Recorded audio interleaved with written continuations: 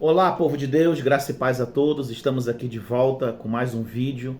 Hoje com a segunda parte, do vídeo que fala sobre a última mensagem do Espírito Santo. Nós estamos meditando aqui no livro de Apocalipse, capítulo 22, do versículo 10 ao 17. Eu vou ler o texto novamente e vou estar comentando a segunda parte da mensagem desse texto. Disse-me ainda: não seles as palavras deste livro, porque o tempo está próximo. Quem é injusto, faça injustiça ainda.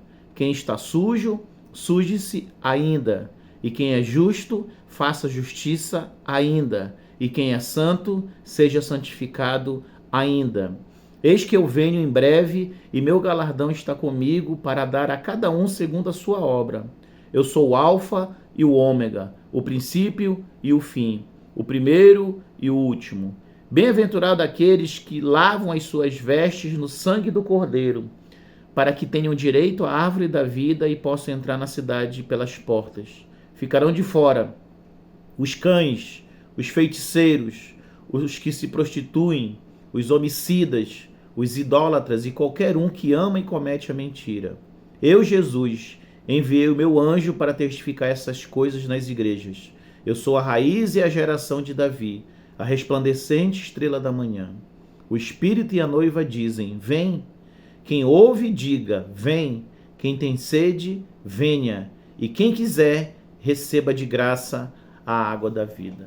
Nessa segunda parte, nós vamos enfatizar que Jesus está dizendo aqui que ele está próximo à vinda dele e que ele vai dar o seu galardão a cada um conforme o que tem feito. Ou seja, o pai, ele não vai receber galardão pelas boas obras dos filhos. Os filhos não vão receber galardão pelas boas obras do pai ou da mãe. Cada um vai receber aquilo que fez, de bom ou de ruim. A lei da semeadura, que vai nos dar o galardão eterno, ela é baseada no seguinte princípio: o marido não pode levar a esposa para o céu. Você pode colaborar bastante, você pode ajudar, você pode enfatizar, você pode orar, jejuar, mas a salvação ela é individual e, portanto, a entrega dos galardões, dos dons, dos presentes, das bênçãos que nós vamos receber na eternidade vai ser individual. Aqui ele está dizendo que ele vai dar para cada um aquilo segundo a obra que foi feita, que está aqui no versículo 12. Ele diz que está vindo em breve e que ele vai entregar para cada pessoa segundo a sua obra. Ele também está dizendo aqui que nós temos que lavar as nossas vestes no sangue do Cordeiro. Ele chama essas pessoas de bem-aventuradas, aquelas que lavaram as suas vestes no sangue do Cordeiro, que vão se alimentar da árvore da vida, daquelas pessoas que se manteram fiéis durante todo esse período, até a volta de Cristo, ou aqueles que morreram em Cristo. Ele também está dizendo aqui uma lista de quem vai ficar de fora. Ficarão de fora os cães, os feiticeiros, os que se prostituem, os homicidas, os idólatras, e qualquer um que ama e comete a mentira. Eu vou comentar aqui os que são de mais difíceis de compreensão. Os cães. É claro que ele não está falando de animal. É claro que ele não está falando do pet, ele está falando de cães. O cão na Bíblia são aquelas pessoas que têm conhecimento bíblico, que já têm uma certa experiência. Em algumas interpretações bíblicas, que eu também concordo, os cães são líderes, pastores que se desviaram da fé e que se tornaram pessoas corruptas, mercenários. Jesus ele disse: não dei o que é santo aos cães, nem as vossas pérolas para os porcos. Então, é o tipo de pessoa carnal, a pessoa que tem conhecimento espiritual, mas resolve fazer coisas erradas. São as pessoas que têm espírito de cão, espírito de porco. Nunca tiveram espírito de ovelha, nunca deixaram o Espírito Santo mudar a sua natureza. Vão ficar de fora, segundo a palavra de Deus. Os feiticeiros. A Bíblia está falando de feitiçaria na sua essência, macumba, o candomblé, todos aqueles que mexem com as artes das trevas, os satanistas, sim, os espíritas, sim, tanto kardecista quanto da Umbanda, sim, mas também está falando com todos aqueles que têm o espírito de rebelião, porque segundo o livro de 1 Samuel capítulo 15, para Deus, o pecado de feitiçaria é igual de rebelião. A rebelião, a obstinação é igual o pecado de feitiçaria. Então aqui está envolvido as pessoas que se envolvem com as artes das trevas e com as pessoas que são rebeldes, que recebem um comando de Deus, que recebem um comando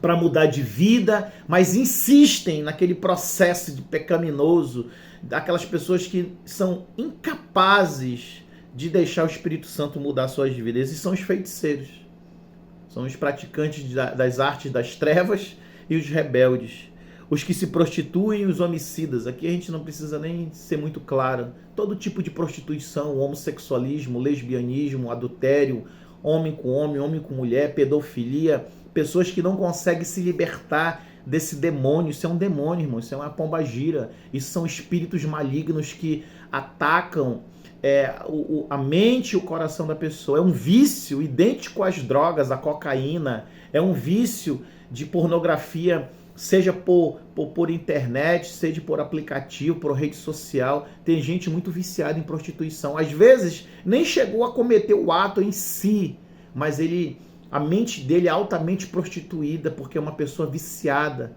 Essas pessoas vão ficar de fora do reino de Deus, elas não vão subir, segundo a palavra de Deus aqui no capítulo 22, versículo 15. Vai ficar de fora também os homicidas e os idólatras. Os homicidas são aqueles que desejam mal para as pessoas, são aqueles que mataram pessoas e nunca se arrependeram, são aqueles que eles têm ojeriza com o bem-estar do próximo, né? Você às vezes tem uma conquista, você às vezes tem uma vitória em alguma área da sua vida, aquela pessoa fica chateada, fica triste, só tá feliz contigo quando tu tá na pior, só tá feliz contigo quando tu tá na miséria, só deseja o teu mal. Esses são os homicidas. Às vezes eles nunca mataram ninguém fisicamente, nunca apunhalaram ninguém com uma faca, nem deram um tiro, mas as suas palavras e os pensamentos são altamente homicidas.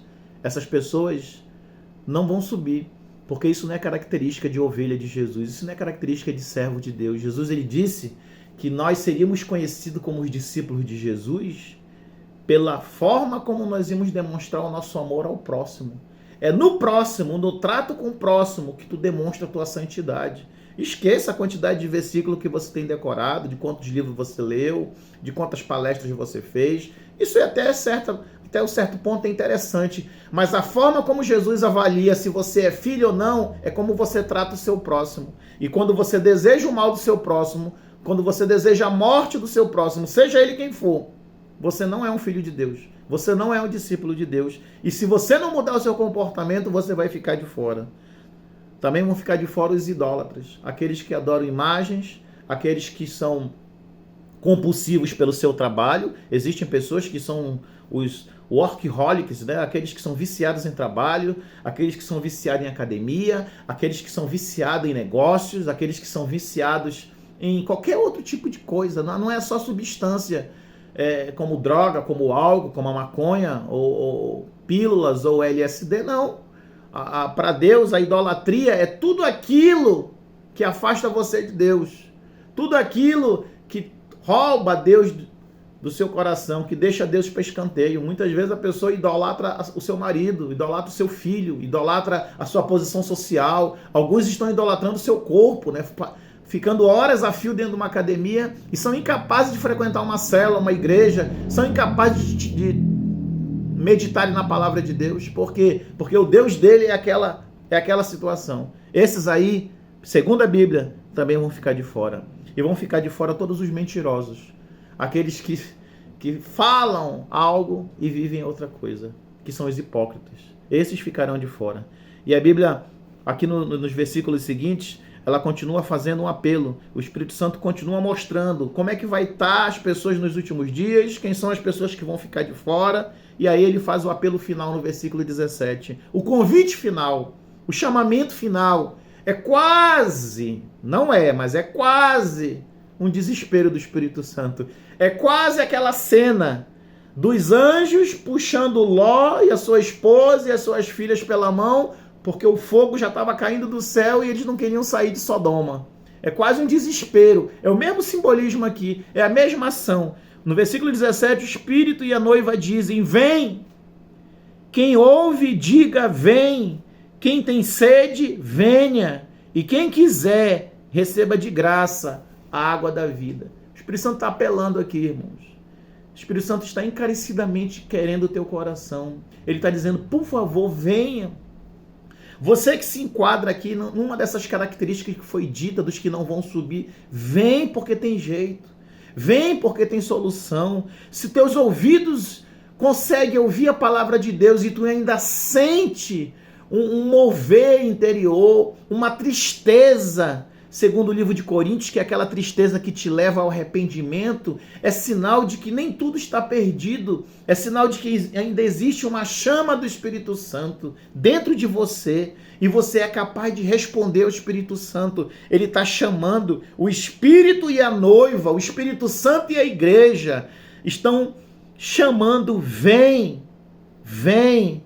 Aí ele ainda fala, quem tem ouvidos, quem tem capacidade ainda de ouvir uma palavra e ficar pensativo, vem, porque é de graça.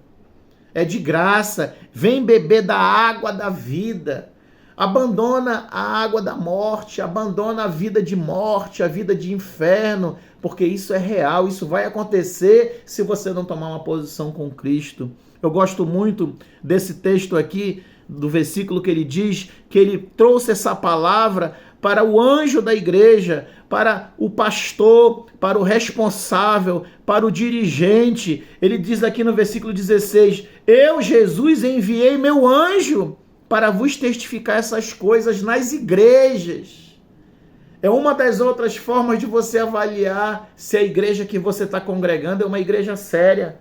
Ela anda falando da volta de Cristo, ela anda falando do arrebatamento, ela está confrontando esses tipos de pecados dentro da igreja, ela está fazendo o convite para você vir e mudar de vida. Jesus, ele finaliza essa mensagem do Espírito Santo dizendo assim, eu mandei o Espírito Santo levar essa mensagem para as igrejas. O meu anjo saiu levando essa mensagem para chegar nos anjos, nos mensageiros, naqueles que são responsáveis pela igreja, nos líderes, porque essa aqui é a mensagem mais importante dos últimos dias, é a mensagem de arrependimento. Na verdade, se você analisar as mensagens, as pregações de Jesus, nos 4 evangelhos, a base do evangelho é o arrependimento. Jesus só pregou sobre arrependimento. Jesus só pregou sobre a sua volta, sobre a mudança de vida, sobre colocar um ponto final na vida de pecado. E aqui hoje eu quero terminar essa segunda parte dessa mensagem. O último apelo do Espírito Santo. Ele e a noiva. O Espírito Santo e as igrejas verdadeiras estão dizendo, vem. Se você tem ouvido, venha. Se você tem sede, venha. Se você quiser. Se você ainda tiver o poder de decisão, de usar o seu livre-arbítrio, venha. E receba a graça de Deus. Receba a salvação. Fique com essa mensagem no seu coração. Será muito triste Jesus voltar e te encontrar entre aqueles que não vão subir. Jesus, ele tem uma solução para a tua vida. Não importa o teu pecado, não importa o teu problema. Jesus, ele pode mudar a tua história. Fique com Deus e até a próxima, se Deus quiser.